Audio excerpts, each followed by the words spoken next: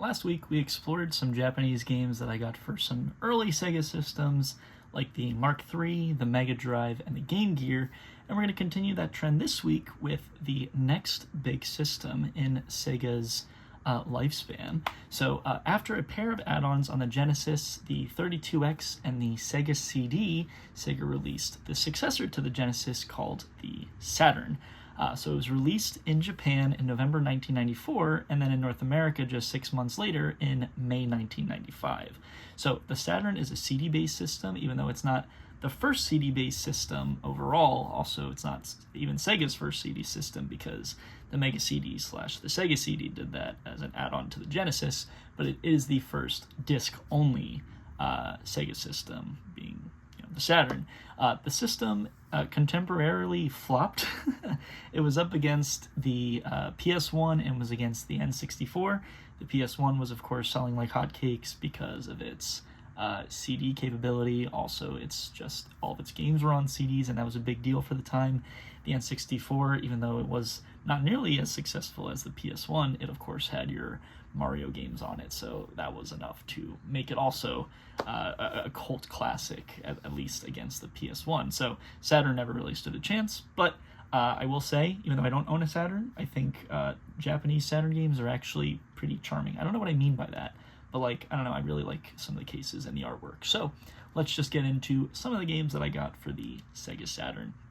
So the first one we're going to talk about is Desire, and this is a July 1994 visual novel developed and published by Seizware for Japanese home computers, but it was most popularly ported to the Saturn in September 1997 when it was published by Amadio.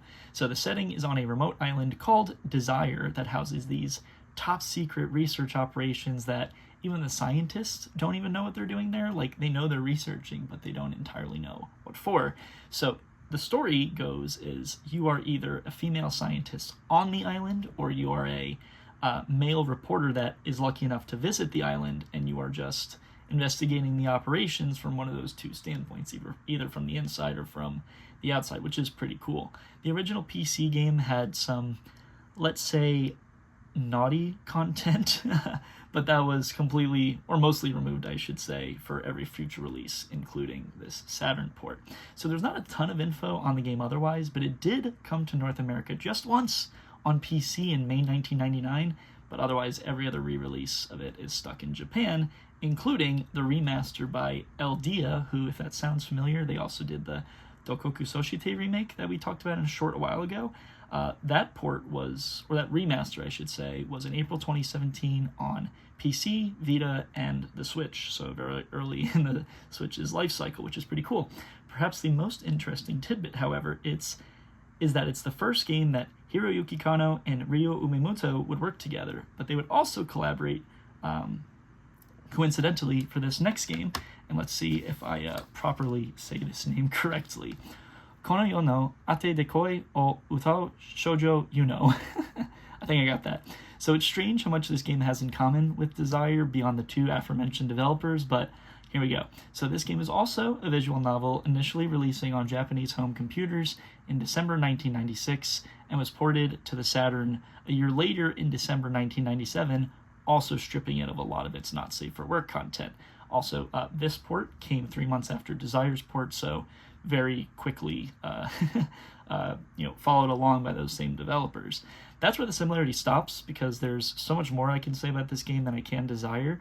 So despite it having quite a bit of naughty content, this game was actually very well received at the time, and it was seen as being revolutionary in the visual novel genre. So you play as a protagonist who travels through multiple timelines to uncover why your parents disappeared, but how you uncover it and the items you have to collect to uncover it are laid out in the auto-diverge mapping system, which both tells you where you are in these multiple universes and where the items are in relation to where you are. So it's kind of hard to describe, but I saw a visualization of how this works, and you can really color me fascinated. The two best comparisons I can make, which aren't even good comparisons, is, first of all, it's kind of like Disney Illusion Island, if you ever played that, where most of the map is hidden, but as you travel it, that map becomes visible. But also, this is a really weird comparison, but I think Monsters Inc. on Game Boy Advance had the same thing, where it would tell you what rooms you needed to go to but you had to like bounce between those rooms and those like levels. So that's what came to mind when I saw it, if anybody's played those two games. The system would also be popular enough to be used in the future in 2010 for Radiant Historia and a Tactics Ogre PSP port, so that's kind of cool that it was popular enough to be used even like 13 years later on completely different system, completely different type of game.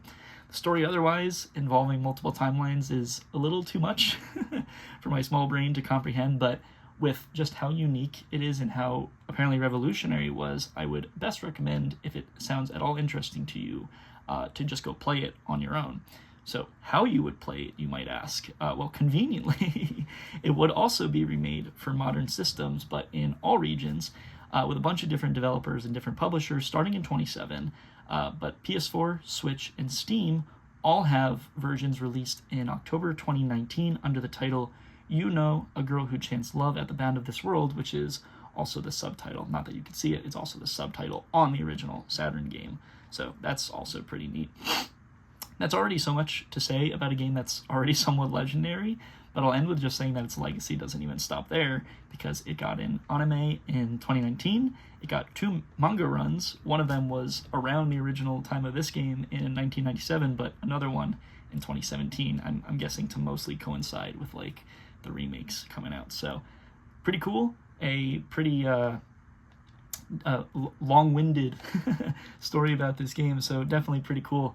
If I had a way of playing this, I would, but maybe I'll just go play Monsters, Inc. on Game Boy Advance to get the same multiple timeline effect.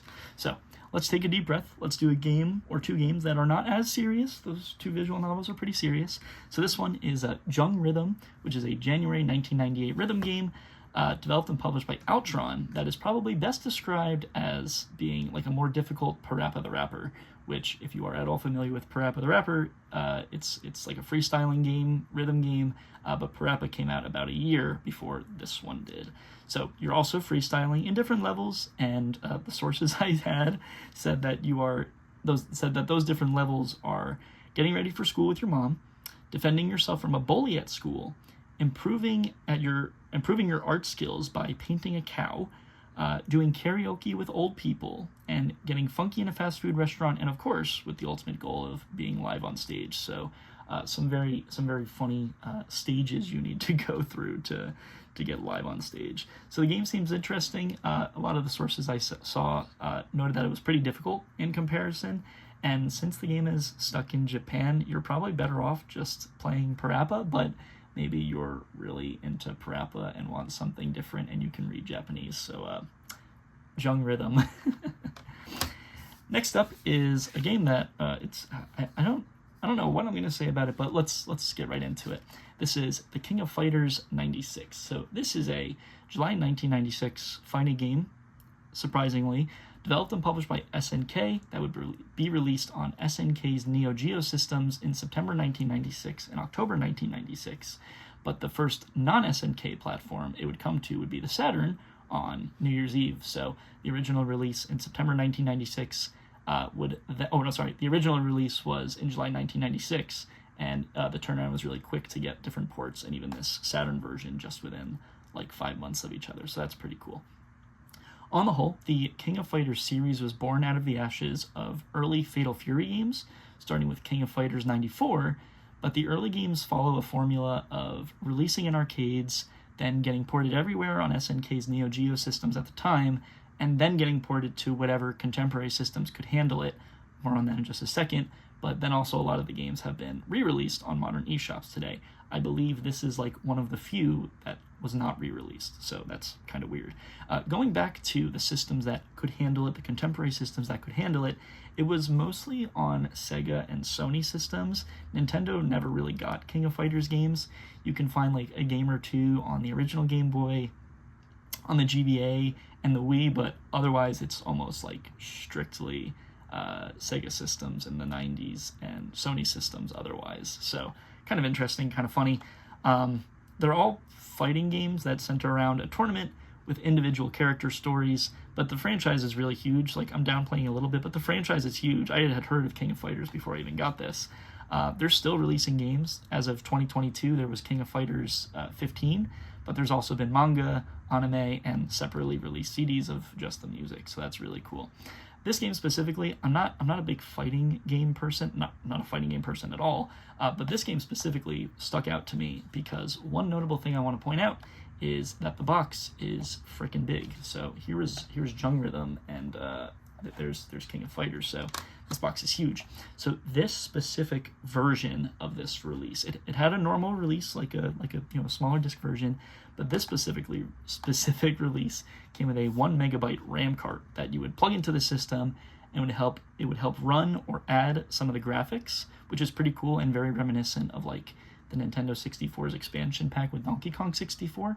I don't know how popular that was for this, but at least to differentiate the two, Donkey Kong 64 required the expansion pack to run. This had the RAM card just to do extra if you wanted. So I'm pretty sure it could run without the RAM card, but still very cool for a game to have like a RAM card bundled in with it, like the expansion pack. So that's really, really neat.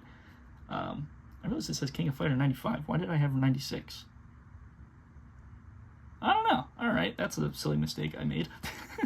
But it says it was released July 1996. I'm pretty sure it was 1996. But yeah, there we go. I don't know. It's a great example of, it goes to show you that it's a great example of, if you know King of Fighters, you don't need me to tell you anything about it. But if it sounds fascinating to you, just go check it out and play it on your own, because you can get more out of just playing the game than anything I'm about to tell you. In my honest opinion, I bought it because it was cheap and because it had the RAM cart, and that was pretty cool. But King of Fighters to me is just like another 90s born fighting game series. Like, I would lump in like Mortal Kombat and like Fatal Fury and Final. Like, I'm just labeling games and series that are probably not at all similar. But I digress. Let's move on to something that I actually can talk more about and don't look like a fool talking about. Howdy, I'm gonna cut in here to correct what I said about King of Fighters 95. I don't know how I went through all the research to have King of Fighters 96 in there. The box says 95. I literally don't know how I made that mistake. So I'm going to leave it in there just for the purpose of you seeing my error. You know, it's no shame. But let me talk about King of Fighters 95. So King of Fighters 95 initially released in Japanese arcades in July 1995, and then similarly got ported to the Neo Geo in both Japan and North America in September 1995, so just 2 months later. But the Saturn version released in Japan in March 1996. There was also a European release of this Saturn version, but never came to North America, so that's something. It's still a fighting game. It's still in the King of Fighters series, but it's instead the second entry in the series. And I'll also correct myself in saying that it wasn't a RAM cart that came with this. It was an ROM cart, a ROM cart. That wasn't optional. It was required for this specific release. The ROM cart only contained character animations, so that's that. But yeah, it was required, not optional. So I'm flabbergasted. But it is actually, very interestingly, the first game to ever require both a CD and a cartridge in any form at the same time. So that makes this game a little bit more historical than King of Fighters 96. I mentioned that there was one King of Fighters game to come to the original Game Boy, which is actually this one, King of Fighters 95, releasing about a month after this Saturn version in April 96, which then got ported to the PS1 in June 1996. So King of Fighters 95, it came out on Saturn, original Game Boy, and PS1 all in 1996, albeit before King of Fighters 96 released, but still, you know, the years didn't match, which is just kind of funny.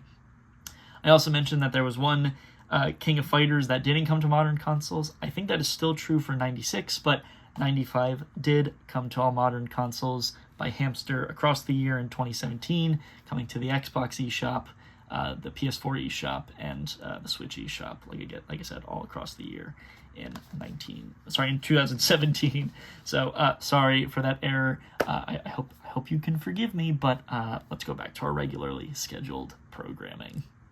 So the next one is It's based on a 50-episode anime called Imagination Science World Gulliver Boy, and this is Kuso Kagaku Sakai Gulliver Boy. So that anime was a 50-episode anime that originally ran exclusively in 1995 about a magician named Gulliver Tuscany, who is under siege by the King of Spain, and the King of Spain is being controlled by like a demon named Hallelujah, which seems kind of backwards, but what do I know? The king killed your dad and is now after you in an attempted takeover of Venice. So what even is this? I have no idea.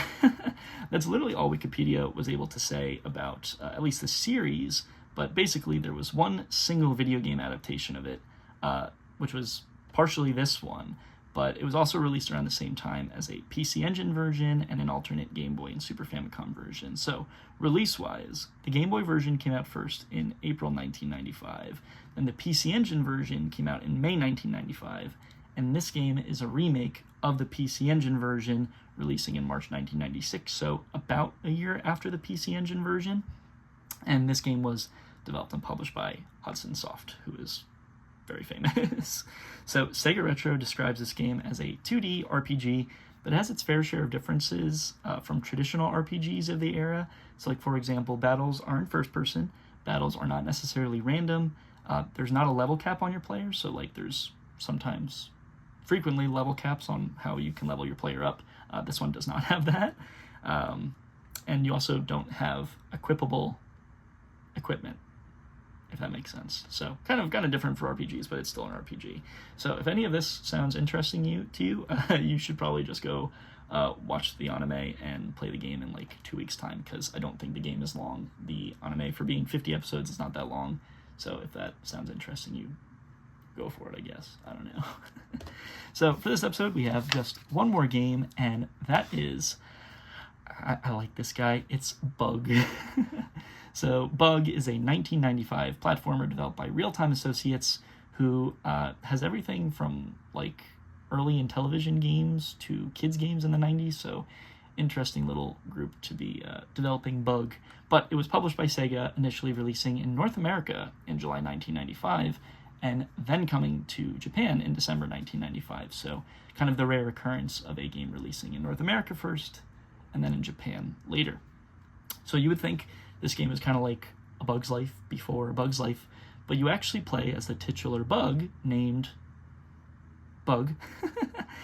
So Bug signs a movie deal, and you're platforming through all the different movie sets trying to rescue his family from a spider named Queen Cadavra. So that's kind of a funny plot, if you will. But you can probably call the game a 2.5D platformer, which was kind of unique at the time, kind of one of the first of its kind. But it's a little bigger than that, because some levels allow for depth platforming, but you're still mostly contained to like single path based levels. So even if you're not side-scrolling the whole time, you're still kind of on a set path for most of the time. The game was super hyped. Like I said, one of the first platformers ever on the Saturn. But Bug historically was also meant to potentially replace Sonic as Sega's mascot, which would have been simply the craziest timeline for us to follow Sega and have that happened. And it would have a sequel the following year, and of all the games I talked about today, this is one that I wish I could play. I don't own a Saturn, let alone a Japanese Saturn, but like, I don't know if you could see it. Some of those graphics are just like the cutest things ever. So if I ever do get a Saturn, maybe I'll play Bug.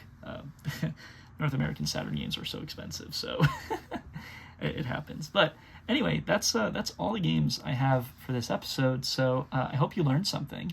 If there's anything I got wrong, I mean, this is, I haven't really done a whole lot of Sega stuff. I was like I said in the last week, I'm not really a Sega kid, was never a Sega kid. So if there's anything I got wrong, or if there's anything you want to add, please tell me. I would love to continue learning about these games as much as I have hopefully taught you something. So with that said, from Bug and I, bye!